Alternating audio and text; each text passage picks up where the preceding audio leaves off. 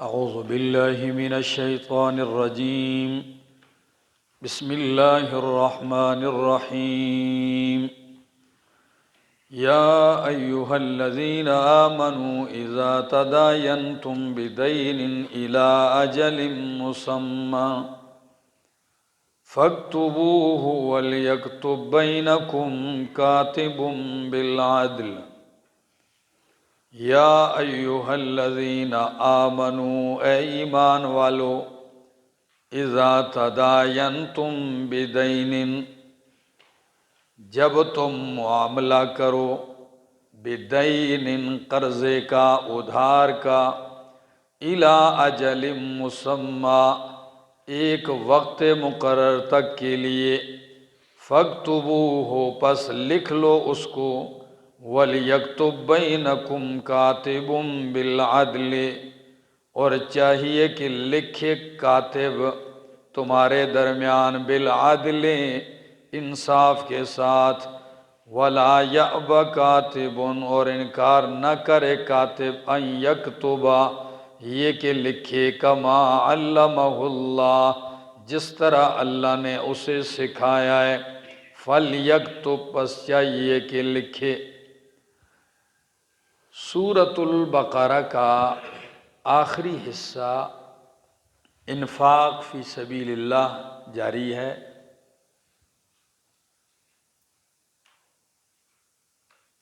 بہت ساری چیزیں آپ پڑھ چکے ہیں۔ یہ جو آیت مداینہ ہے، اس آیت کو کیا کہتے ہیں؟ آیت مداینہ، چونکہ اس میں دین ادھار قرض کے معاملے کا بیان ہے، اور یہ آیت امتیازات صورت بقرہ میں سے ہے کہ سب سے لمبی ترین آیت قرآن کی وہ یہی ہے۔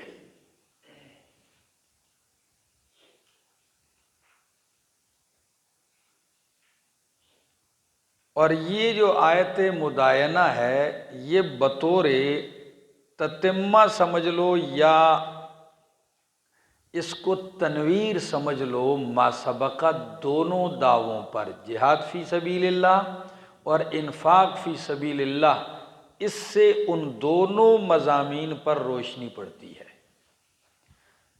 اور وہ مقصد کیا ہے کہ جہاد اور انفاق تبھی درست ہو سکتا ہے جب فساد دفع ہو، اور فساد دفع کرنے کے لیے معاملہ لکھنا اور اس پہ گواہ بنانا یہ اہم کردار ہے، یہ ضروری ہے، ٹھیک ہے نا؟ تو کوئی مشکل چیز اس میں نہیں ہے، صرف سمجھنے کی بات ہے، ذرا سمجھیے۔ یا ایہا الذین آمنوا اے ایمان والو اذا تداینتم جب تم معاملہ کرو بدین قرض کا الی اجل مسمی ایک وقت مقرر تک کے لیے فاکتبوہ تو اسے لکھ لو وَلْيَكْتُبْ بَيْنَكُمْ كَاتِبٌ بِالْعَدْلِ اور چاہیے کہ لکھے تمہارے درمیان کاتب، آپس میں تمہارے اندر کوئی کاتب ہے تو وہ کیا کرے؟ اس معاملے کو لکھے۔ ہاں، اور لکھے کیسے لکھے؟ بالعدل انصاف کے ساتھ، وَلَا يَأْبَ كَاتِبٌ أَن يَكْتُبَ اور کاتب انکار نہ کرے یہ کہ لکھے۔ دیکھیں اب تو تعلیم عام ہو چکی ہے، تقریباً لکھنا بہت سارے لوگوں کو آتا ہے۔ پہلے کہیں اکا دکا بندہ ہوتا تھا جو صاحب قلم ہوتا تھا، اور اگر کسی کو کہیں لکھنا آتا تو پورا گاؤں اس کا محتاج ہوتا۔ خط لکھنا ہے رشتہ داروں کو، فیملی میں دور دراز، تو اس کے دروازے کے باہر لوگوں کا ہجوم ہوتا۔ کبھی تو صبح سویرے ہی لوگ پہنچ آتے، بھائی یہ خط آیا ہے بیٹے کہ پڑھ کے سناؤ کیا لکھا ہے۔ کبھی کہتے ہیں خط لکھو۔ میں نے ایک کاتب دیکھا جس کے دونوں ہاتھ کٹے ہوئے تھے اور وہ پاؤں سے لکھتا اور ایسے لکھتا کہ بندے کو حیران کر دیتا۔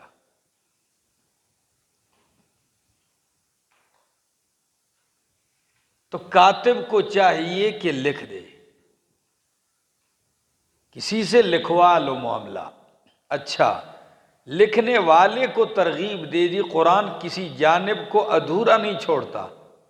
فرمایا فَلْيَكْتُبْ بَيْنَكُمْ كَاتِبٌ بِالْعَدْلِ وَلَا يَأْبَ كَاتِبٌ، اور انکار نہ کرے لکھنے والا ان یکتبا، اسے ترغیب دے دی کہ عموماً جب وہ لکھنا جانتا ہے تو پھر وہ لکھتا، جاؤ بھائی اپنا لکھو، میں کسی کو لکھ کر نہیں دیتا ہوں، روزانہ آ جاتے ہو، نہیں بھائی، وہ انکار نہ کرے ان یکتبا، یہ کہ لکھے۔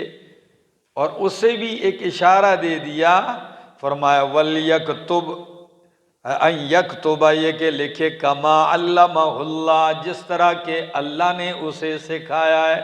فرمایا یہ تو بھی اگر لکھنا جانتا ہے تو یہ کس کا کرم ہے؟ اللہ کا کرم ہے، احسان ہے۔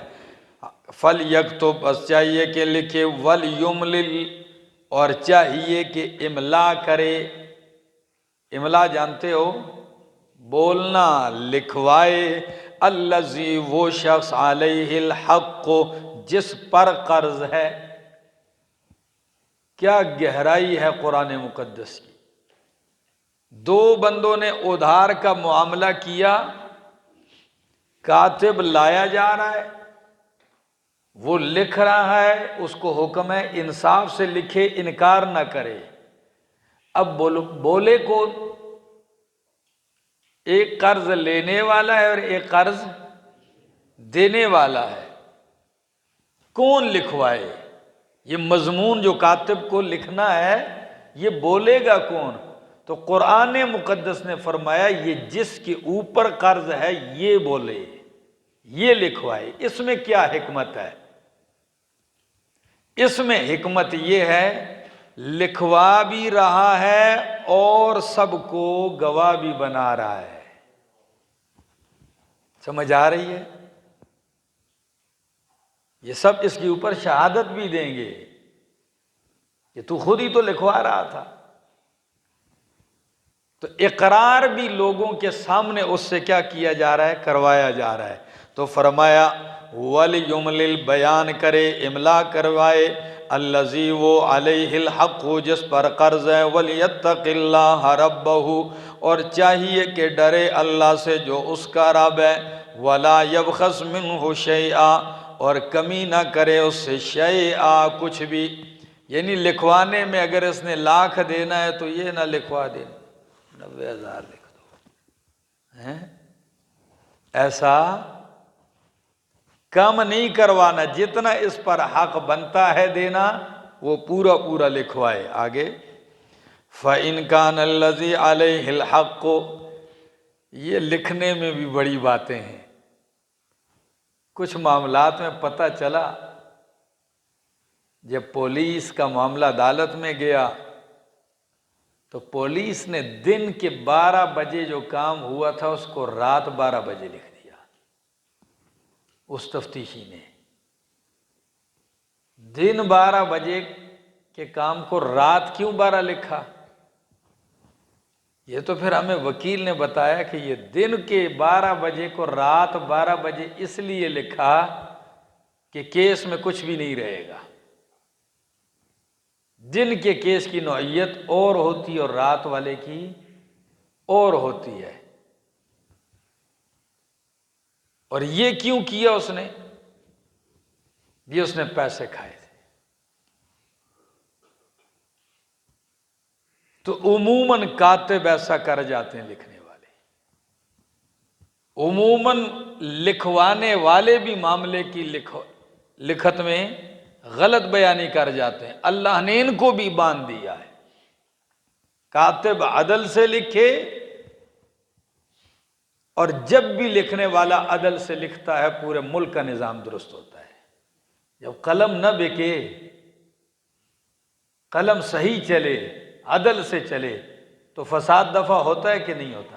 یہ بڑی بات ہے، آیت مدائنہ ہے لیکن بہت ساری چیزوں کو اپنے اندر سمیٹے ہوئے، ٹھیک ہے نا؟ اللہ اکبر۔ وَلَا يَبْخَسْ مِنْهُ شَيْئًا، اور نہ کمی کرے نہ گھٹائے اس سے کچھ بھی۔ فَإِن كَانَ الَّذِي عَلَيْهِ الْحَقُّ، اگر وہ بندہ جس پر حق ہے، قرض ہے، سفیہاً بے وقوف، اگر ہو وہ آدمی جس پر قرض ہے وہ بے وقوف ہے، وہ کیا مضمون بول سکتا ہے کہ لکھو مضمون، وہ اس میں ماہر ہی نہیں ہے۔ او ضعیفاً، یا کمزور ہے، او لا یستطیع ان یمل، یا وہ طاقت نہیں رکھتا ہے کہ وہ بیان کرے، لکھوائے، املا کرے۔ کیوں؟ مثلاً گنگا ہے، بول نہیں سکتا، تو کیا لکھوائے گا؟ یا مثلاً اس کی زبان اور کاتب کی زبان الگ ہے، سمجھ میں آ رہی؟ نہیں بلوا سکتا، مثلا کسی طریقے میں کمزوری ہے اس کے اندر، تو فرمایا کیا کیا جائے اب؟ وَلَا يَسْتَطِيعُ أَن يُمِلَّهُ فَلْيُمْلِلْ وَلِيُّهُ، چاہیے کہ اس کا جانبدار، اس کا کارندہ، اس کا دوست، اس کا وارث کیا کرے؟ لکھوائے۔ یہ لفظ سب کو شامل ہے، ٹھیک ہے نا؟ اس کا اعتمادی کس جو ہو، ٹھیک ہے، بندہ ہو، وہ کیا کرے؟ وہ لکھوا دے۔ آگے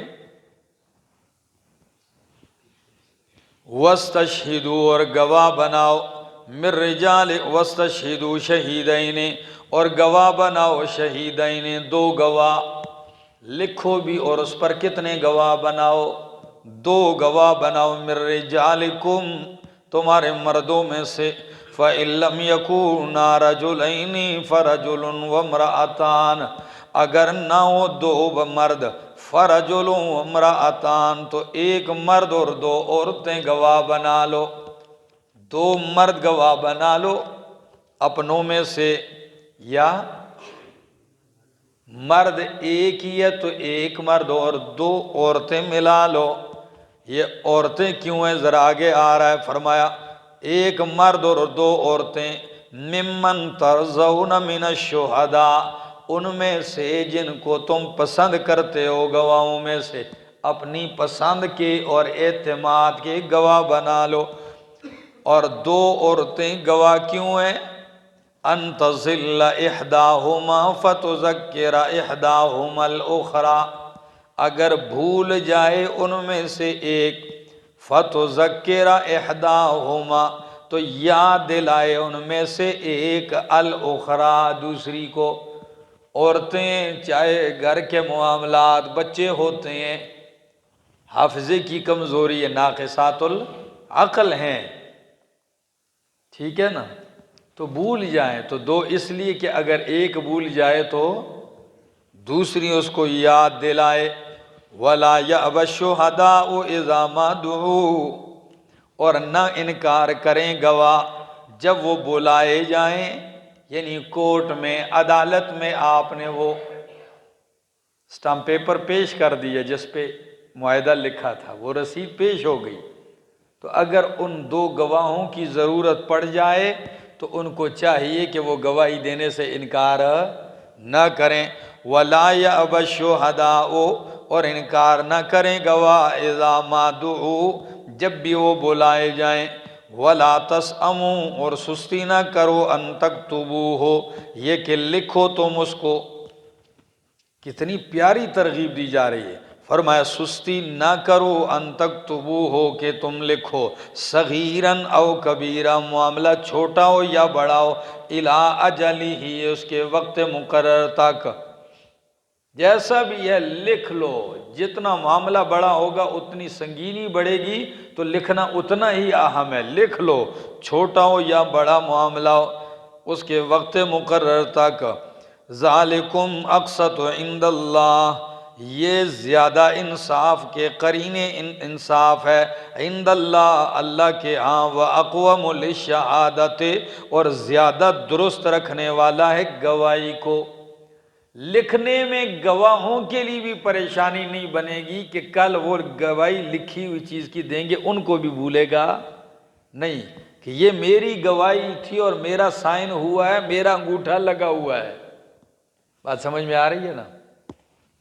ہوا اقسط عند ذالکم اقسط عند اللہ، یہ زیادہ انصاف والی بات ہے اللہ کے ہاں، وہ اقوم، اور زیادہ درست رکھنے والی ہے، لشہادت، گواہی کو، وہ ادنا اللہ ترتابو، اور زیادہ قریب ہے کہ تم شک نہ کرو۔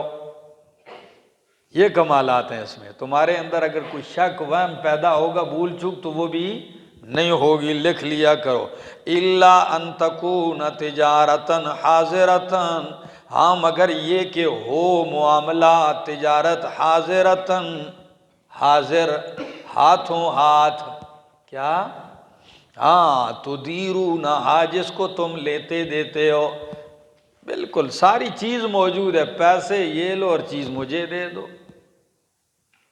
کوئی ادھار اس میں نہیں ہے۔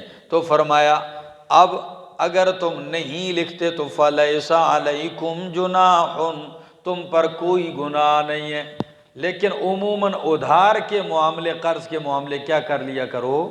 لکھ لیا کرو۔ آگے جی، فَلَيْسَ عَلَيْكُمْ جُنَاحٌ أَلَّا تَكْتُبُوهَا، تم پر کوئی گناہ نہیں ہے کہ تم نہ لکھو، لیکن وَأَشْهِدُوا إِذَا تَبَايَعْتُمْ، گواہ بنا لیا کرو، مقرر کر لیا کرو، اذا تبایعتم، جب تم معاملہ کرو، خرید و فروخت کرو، بیع کرو، تو کیا کرو؟ لکھتے نہیں بھی ہو، کم از کم گواہ ایک دو مقرر کر لو۔ آگے، وَلَا يُضَارَّ كَاتِبٌ، اور تکلیف نہ دی جائے کاتب کو، وَلَا شَهِيدٌ، اور گواہ کو۔ کیا مطلب ہے؟ یہ نہ ہو جس بیچارے نے حق اور سچ کی گواہی دی ہے، تمہاری دشمنی اسی سے پڑ جائے، کیوں گواہی دی عدالت میں جا کے؟ کتنی ہی گواہوں کو رگڑا جاتا ہے، اور اگر کسی بیچارے نے غلطی کر کے لکھ کر دے ہی دیا ہے جی، تو کہیں ایسا نہ ہو کہ ان کو رگڑ دو۔ میری عادت ہے عموماً یہ نکاح وغیرہ میں نہیں پڑھاتا ہوں، اکثر سفر میں ہوتا ہوں، کبھی کبھی ایسا اکا دکا کوئی موقع دوست کہہ دیں، وقت پر ٹائم لے لیں تو پڑھا دیتا ہوں، لیکن نکاح پڑھایا پتہ نہیں زمانہ 10-12 سال پہلے۔ اب 12 سال کے بعد میاں بیوی کا نباہ نہیں ہو رہا تو وہ عدالت میں ایک دوسرے کو گھسیٹ رہے ہیں۔ تو ایک دن گھر بیٹھا ہوں تو سمن میرے پاس بھی آ گیا، آپ بھی عدالت ہے؟ میں نے کہا یار کیا ہوا ہے؟ ایک تاریخ پر گیا، حاضر ہوا، وکیل کہتا ہے چلو جی۔ میں نے کہا کیوں جی؟ تاریخ ہو گئی۔ اچھا، نہ کوئی پوچھا ہے نہ کوئی تاریخ ہو گئی، چلو آگے۔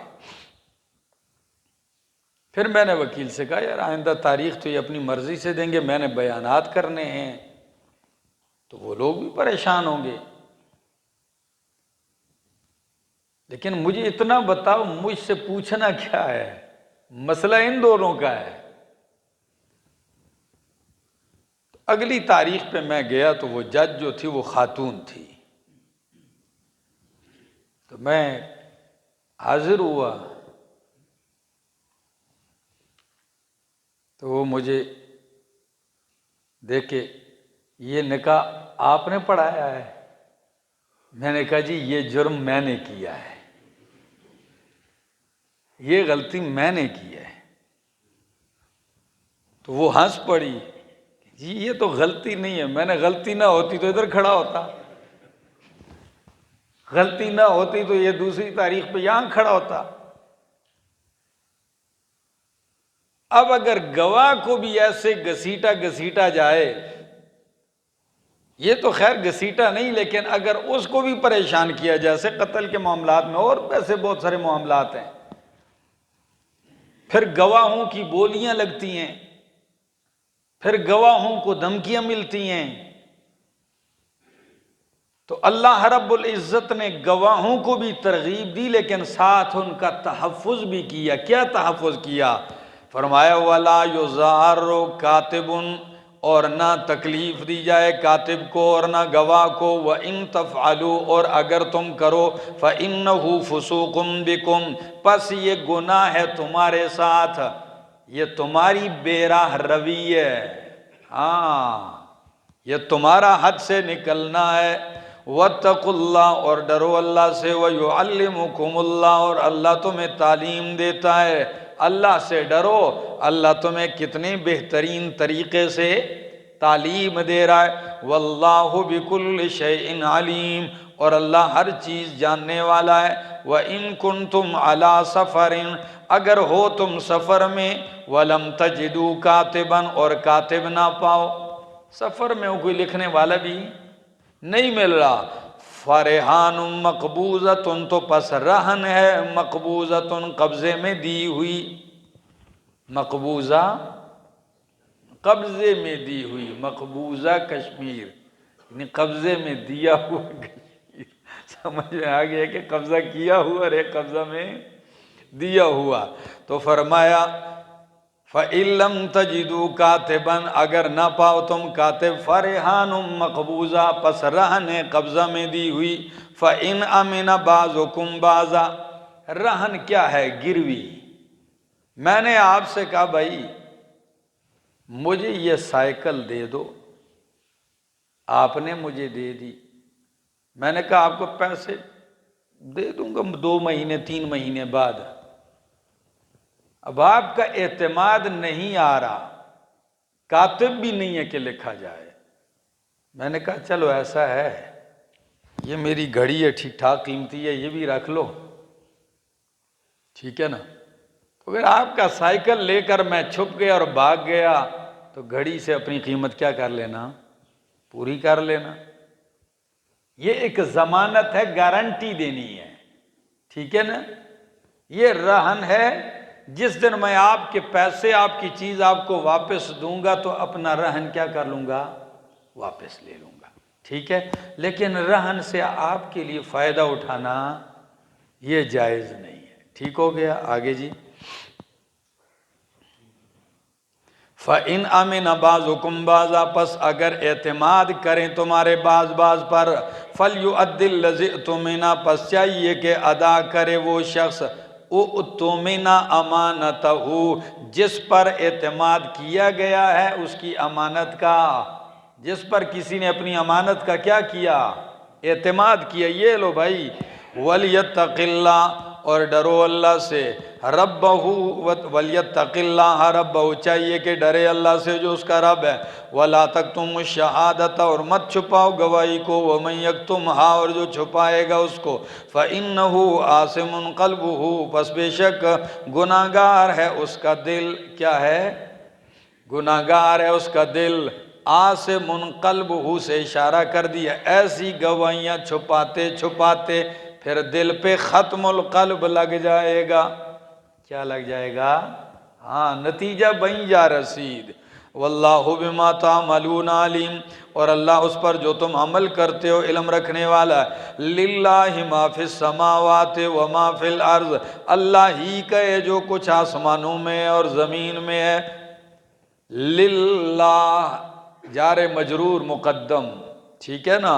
ہاں خاص اللہ ہی کا ہے بغیر کسی کی شراکت کے، جو کچھ آسمانوں میں ہے، وما فی الارض اور جو کچھ زمین میں۔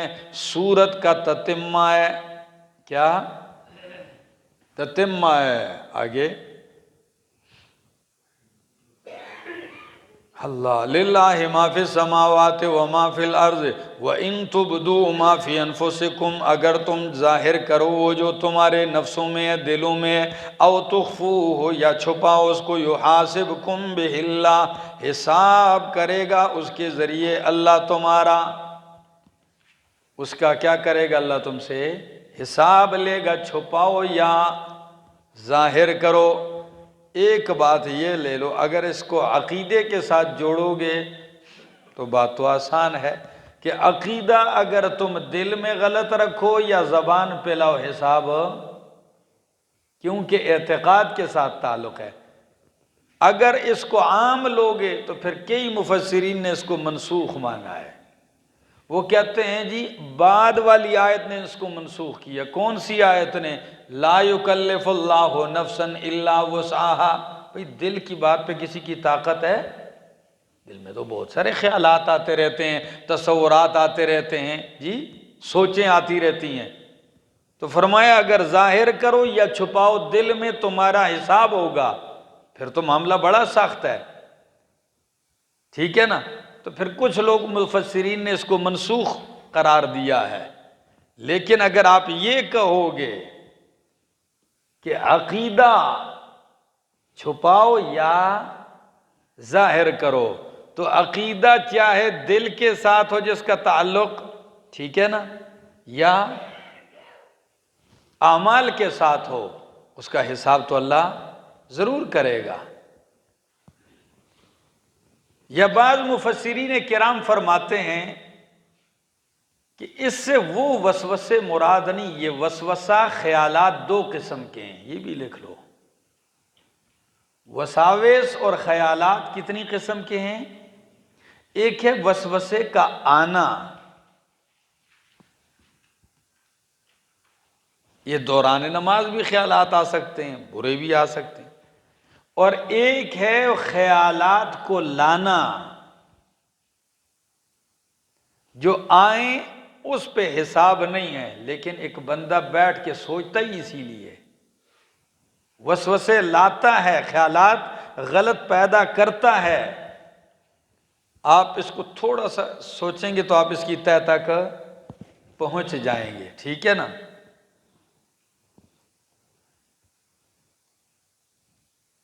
تو اب جو لائے جاتے ہیں یہ تمہارے بس میں ہیں، جو آتے ہیں یہ تو تمہارے بس میں نہیں ہے۔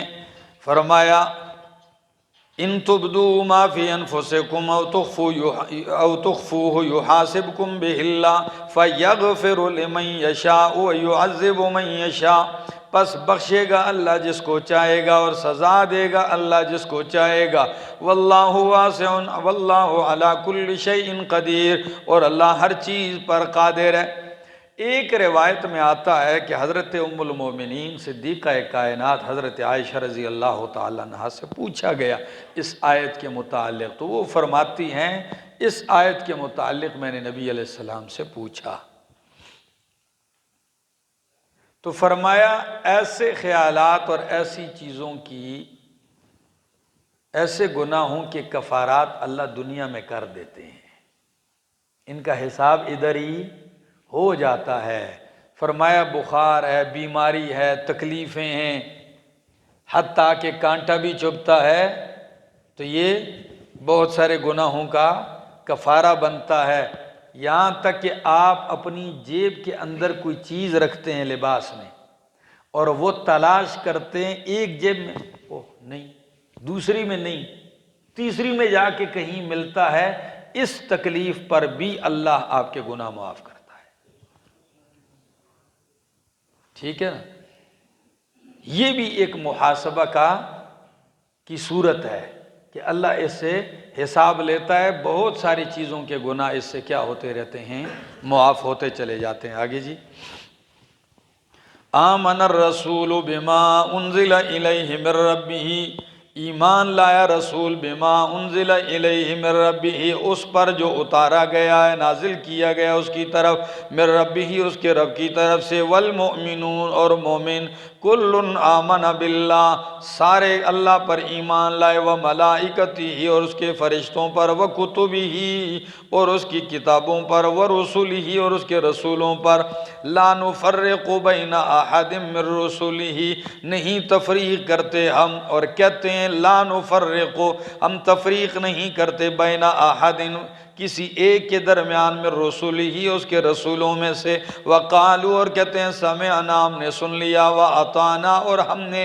اطاعت کی، غفرانکا اے نطلب غفرانکا ہم طلب کرتے ہیں اللہ تجھ سے تیری بخشش، ربنا اے ہمارے رب، وإلیک المصیر اور تیری ہی طرف پلٹ کر آنا ہے، لا یکلف اللہ نفسا الا وسعها نہیں مکلف بناتا تکلیف دیتا اللہ نفسا کسی نفس کو الا وسعها مگر اس کی وسعت کے مطابق، لہا ما کسبت وعلیہا ما اکتسبت، لہا اس کے لیے ما کسبت جو اس نے کمایا، یعنی اس کو سزا بھی انہی گناہوں کی جو اس نے کیے۔ بات سمجھ میں آ رہی؟ وَعَلَيْهَا مَكْتَسَبَتْ اور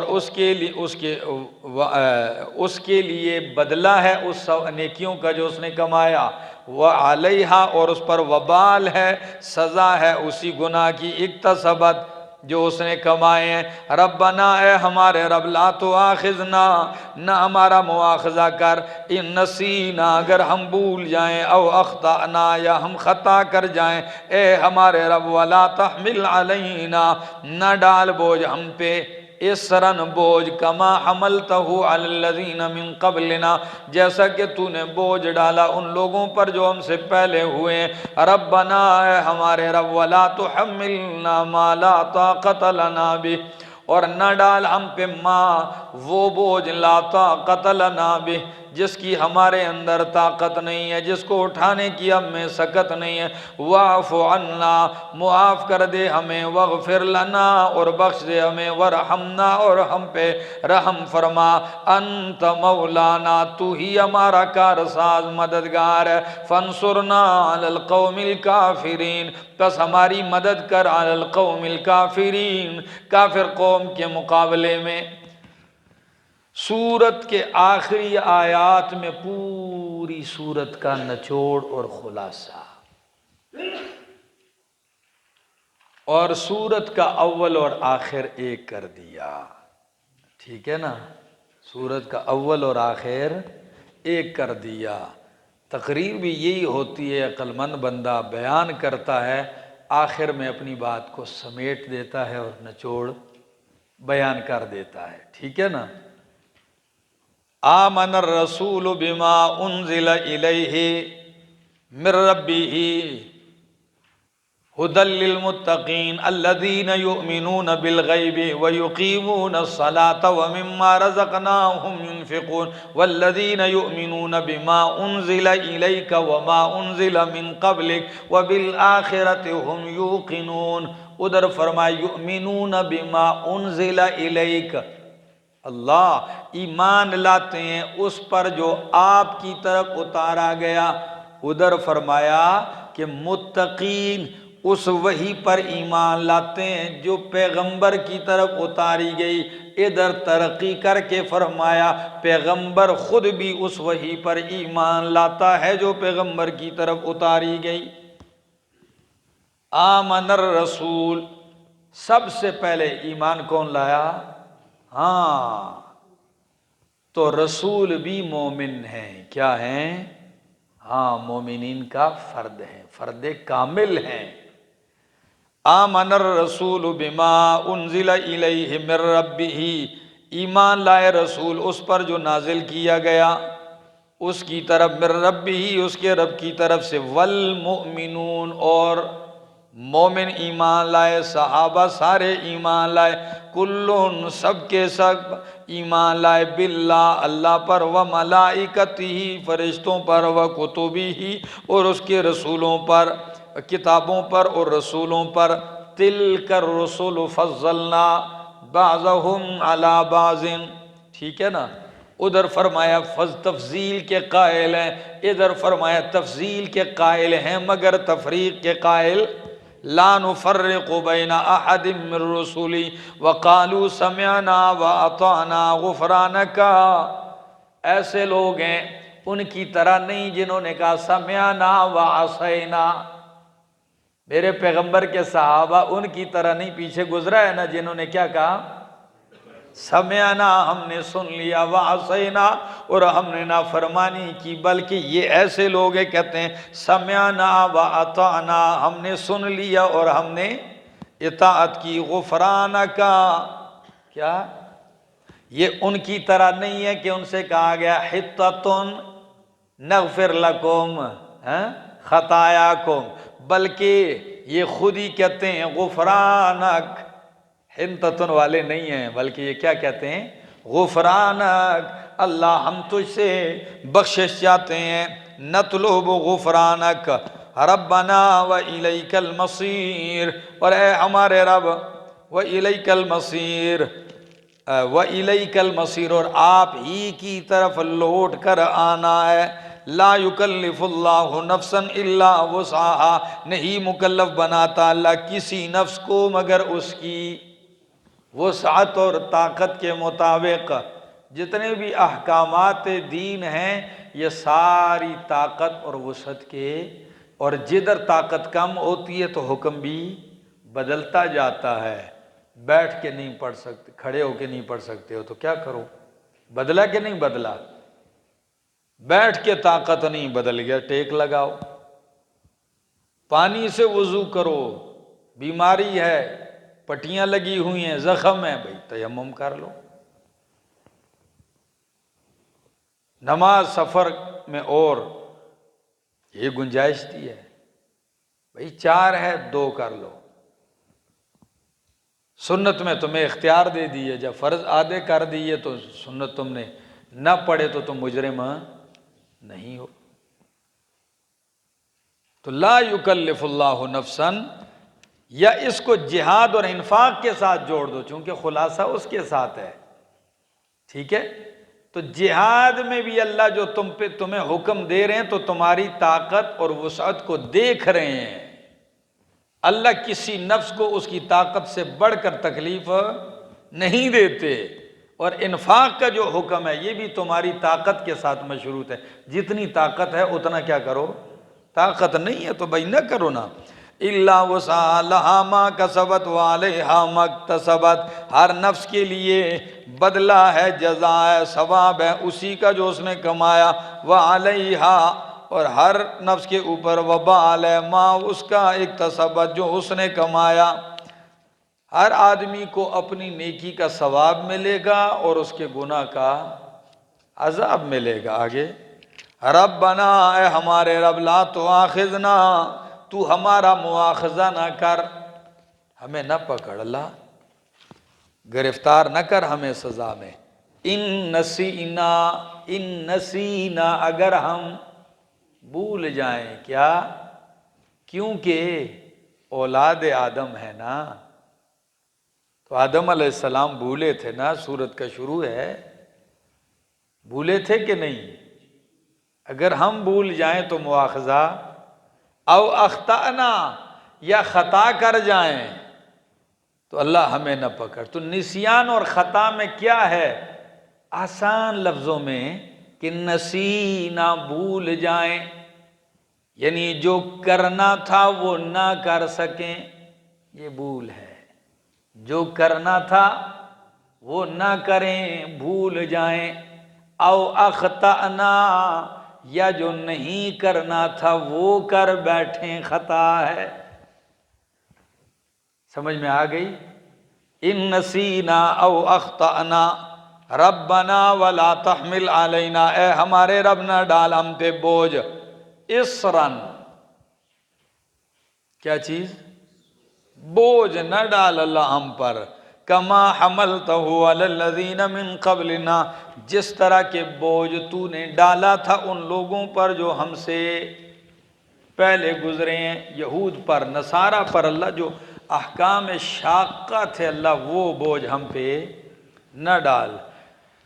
ربنا ولا تحملنا ما لا طاقت لنا بہ، اے ہمارے رب ہم پہ نہ ڈالو ما، وہ احکام، لا طاقت لنا بہ، جس کی ہمارے اندر طاقت نہ ہو، واعف عنا، اور بخش دے ہمیں، درگزر فرما ہم سے، واغفر لنا، بخش دے، وارحمنا، اور ہم پہ رحمت نازل کر، انت مولانا، تو ہی ہمارا مولا اور کارساز ہے، فانصرنا علی القوم الکافرین، پس تو ہماری مدد کر، علی القوم الکافرین، کافر قوم کے مقابلے میں تو ہمارا حامی اور ناصر ہو جا، تو ہی ہمارا کار ساز ہے، جتنے بھی بگڑے ہوئے کام ہیں وہ بنانے والا تو ہے، تو ہمارا مددگار ہے۔